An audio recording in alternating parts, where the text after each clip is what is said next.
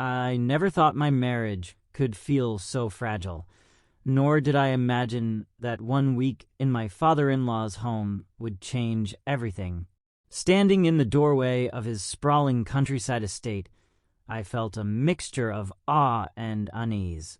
My husband, Caleb, was already laughing with his father, unaware of the storm quietly brewing inside me.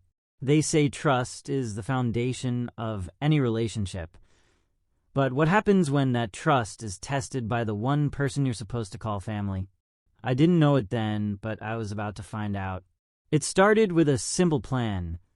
Caleb and I would stay at his father's house while our apartment underwent renovations. Caleb's father, Dominic, had insisted, saying his house was too big for one man and that he'd love the company. Caleb agreed without hesitation, but I couldn't shake an odd feeling. There was something about Dominic that always unsettled me, not in an overt way, but in how his presence seemed to dominate the room effortlessly. Dominic was nothing like Caleb. Where Caleb was warm and easygoing, Dominic was sharp and commanding, with an energy that demanded attention. His voice, deep and measured, carried an authority that made you sit up straighter when he spoke. He was a widower, and though he kept a pristine house and maintained a busy social life, there was a distinct loneliness about him that I noticed during our few interactions over the years. As we drove up to the estate, Caleb chatted about childhood memories, oblivious to the tightness in my chest. I watched the trees blur past, wondering why I couldn't just relax. It wasn't as if I had anything to fear. Dominic had always been polite, if a little distant, and I was determined to make this visit as smooth as possible. The house itself was stunning, perched on a hill with wide windows that seemed to watch over the valley below. Inside, it was all polished wood and understated elegance, the kind of place where every detail felt intentional. Dominic greeted us at the door with a smile that didn't quite reach his eyes, pulling Caleb into a firm embrace before turning to me. "Welcome, Jude," he said, his gaze steady and unreadable. His handshake was firm, his touch lingering just a fraction longer than necessary. "Thanks for having us," I replied, forcing a smile. The first night was uneventful. We had dinner in the dining room, a long table separating the three of us as we made polite conversation. Dominic asked Caleb about work and shared a few updates about the house and his garden. His tone was casual, but I couldn't ignore how his eyes seemed to drift toward me when I wasn't speaking. Was I imagining it? I brushed the thought aside, attributing it to my own nerves. After dinner, Caleb and Dominic retired to the study to share a drink, leaving me to wander the house.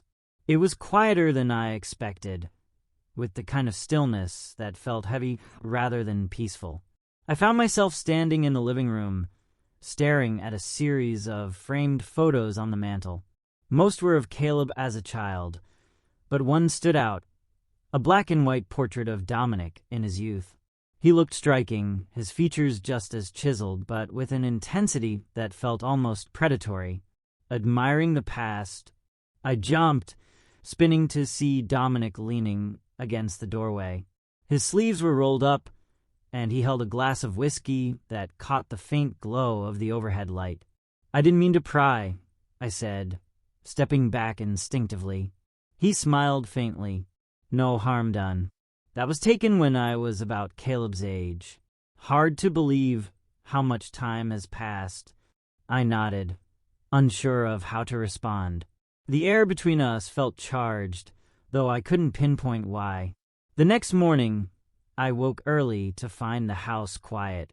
Caleb was still asleep, and Dominic was nowhere in sight. I wandered into the kitchen, hoping to make coffee, but stopped when I saw him outside, tending to the garden. He moved with a surprising grace for someone his age, his shirt damp with sweat as he worked in the early sunlight. I hesitated, suddenly hyper-aware of how out of place I felt. When Dominic came inside, he smiled. "You're up early." "Couldn't sleep," I replied, avoiding his gaze.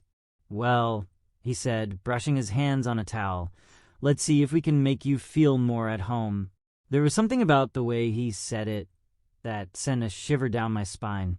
I told myself it was just a new environment, but deep down I knew it was more than that. This visit wasn't going to be as simple as I had hoped.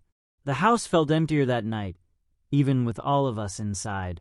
Caleb had gone to bed early, exhausted from a long day spent helping Dominic with errands.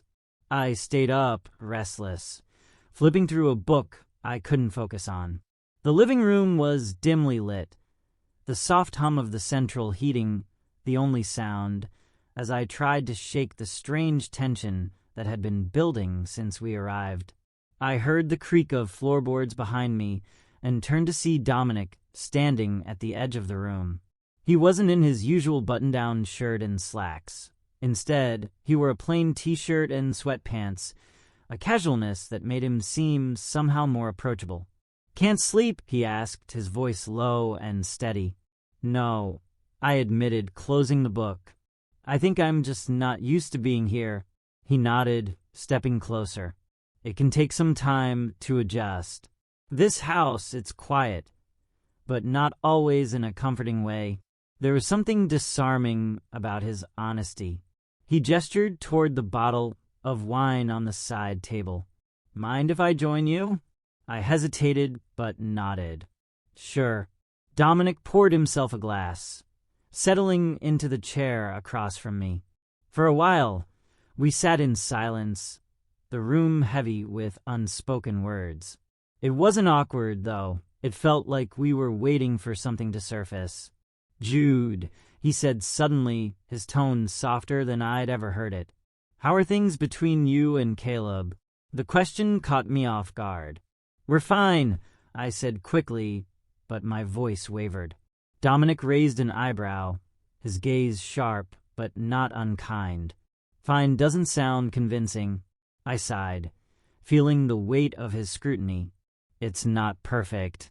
"Marriage never is, right?" He leaned forward slightly, resting his elbows on his knees. "No, it's not. But it's worth fighting for if you're honest about what you need." His words lingered, touching on something I hadn't fully admitted to myself. I wasn't unhappy, but I wasn't fulfilled either. Caleb and I had been drifting, our conversations becoming routine, our intimacy sporadic. Dominic seemed to sense my hesitation. "You deserve to feel seen, Jude. Don't let anyone tell you otherwise." His words struck a chord, and I felt a surge of emotion rise in my chest. Before I could respond, he reached out, his hand brushing against mine. It was a small gesture, but it sent a jolt through me, like a spark igniting something I couldn't control. I pulled my hand back, startled. "Dominic, He held up a hand, his expression calm. "I'm not trying to make you uncomfortable. I see you, Jude. I don't think Caleb does, not in the way he should." The air between us grew heavier, the silence stretching into something almost tangible. I wanted to stand, to walk away, but I couldn't. My body felt rooted to the spot, drawn to the intensity in Dominic's gaze. "Tell me to stop," he said quietly, his voice barely above a whisper. But I didn't. I couldn't. He moved closer, his presence overwhelming. When his lips brushed against mine, it was tentative, almost hesitant, as if he were giving me one last chance to pull away. Instead, I leaned into him, my thoughts dissolving in the heat of the moment. The kiss deepened, and time seemed to blur. I was aware of the faint creak of the leather chair as I shifted, the coolness of the room contrasting with the warmth of his touch. Every sensation felt amplified, every sound louder, every breath sharper. Somewhere in the back of my mind, a voice screamed at me to stop, to think of Caleb, to think of the betrayal. But another voice, quieter, more insistent, urged me to keep going. to let myself feel wanted, if only for a fleeting moment. When it ended, we were both breathless. Dominic pulled back, his hand lingering on my cheek. "You're not alone, Jude," he said, his tone filled with a sincerity that felt like both a comfort and a warning. I didn't respond. I couldn't. The weight of what had just happened crashed over me, and all I could do was nod, my mind spinning. I left the room without another word, my footsteps echoing in the silent hallway. When I reached the bedroom, Caleb was still asleep, his steady breathing a stark contrast to the chaos inside me. I stood in the doorway for a long moment, the enormity of my actions sinking in. I climbed into bed, careful not to wake him. As I lay there, staring at the ceiling, I felt a mix of guilt, exhilaration, and confusion. What had I just done? And what would it mean for everything I thought I knew about myself, my marriage, and Dominic? The answers wouldn't come that night, but one thing was certain. Nothing would ever be the same. Morning arrived with an almost cruel normalcy. Sunlight streamed through the curtains, and the soft sounds of birdsong filled the air. Caleb stirred beside me, mumbling something incoherent before pulling the blanket over his head. I lay still, every nerve in my body on edge, as the memory of last night replayed in vivid detail. What had I done? At breakfast, I avoided Dominic's gaze. He was composed, as though nothing had happened, his demeanor calm and familiar. Caleb chatted cheerfully, oblivious to the undercurrent of tension between us. I kept my answers short, focusing on my coffee, hoping the heat of the mug would ground me. Dominic, of course, was the epitome of subtlety. His questions about my sleep or comments about the day's plans sounded innocent, but I could feel the weight behind his words. Each time his eyes met mine, I felt exposed, as though he could see through the layers of guilt I was trying to hide. The day passed in a blur. Caleb spent most of it helping Dominic in the garage, leaving me alone to wander the house with my thoughts. Every room felt heavy with memories, each creak of the floorboards a reminder of the line I'd crossed. I couldn't shake the guilt that clung to me like a second skin. Caleb didn't deserve this, his kindness, his unwavering trust. He'd spent years being my anchor, my safe place, and now I had betrayed him in the worst way imaginable. And yet, there was another emotion beneath the guilt, a faint, shameful thrill. I hated myself for feeling it. That evening, Dominic found me in the garden. I was sitting on a stone bench, watching the sky turn shades of amber and pink as the sun dipped below the horizon. His footsteps were quiet, but I knew it was him before he spoke. "Jude." His voice was steady, but there was a softness to it that made my chest tighten. I didn't look at him. "Please don't," I said, my voice barely above a whisper. He sat beside me, leaving enough space that it felt deliberate. "I won't say anything you don't want to hear, but I think we should talk." "There's nothing to talk about," I said, finally meeting his gaze.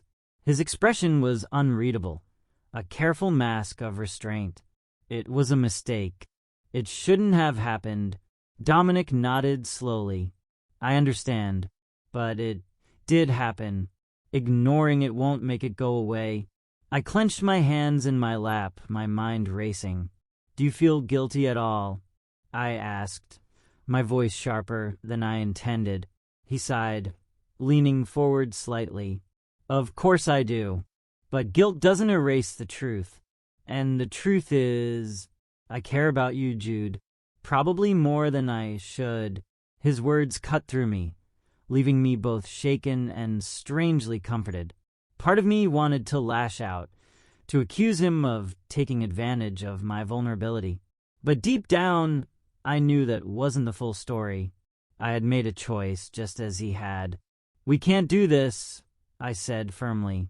"Whatever this is, it ends here." Dominic nodded, his expression somber. If that's what you want. It's what I need, I said, standing and brushing past him. Back in the house, I found Caleb in the kitchen, laughing as he prepared dinner. He looked up when I entered, his face lighting up. There you are.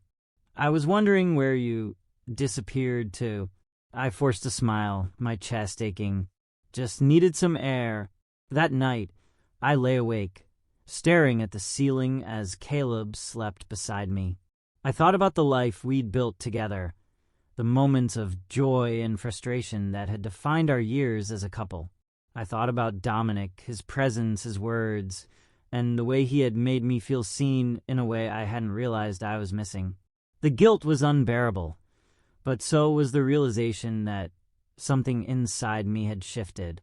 I wasn't sure if it was Dominic or if he had simply been a catalyst for something deeper, an unspoken dissatisfaction, a longing I hadn't acknowledged. In the days that followed, I threw myself into reconnecting with Caleb. I listened more, laughed more, and tried to reignite the spark that had dimmed over time. Yet, no matter how hard I tried, there was a part of me that remained distant, caught in the memory of a moment I couldn't undo. When we finally left Dominic's house, I felt an overwhelming mix of relief and sadness. As we drove away, Caleb waved out the window, oblivious to the storm raging within me.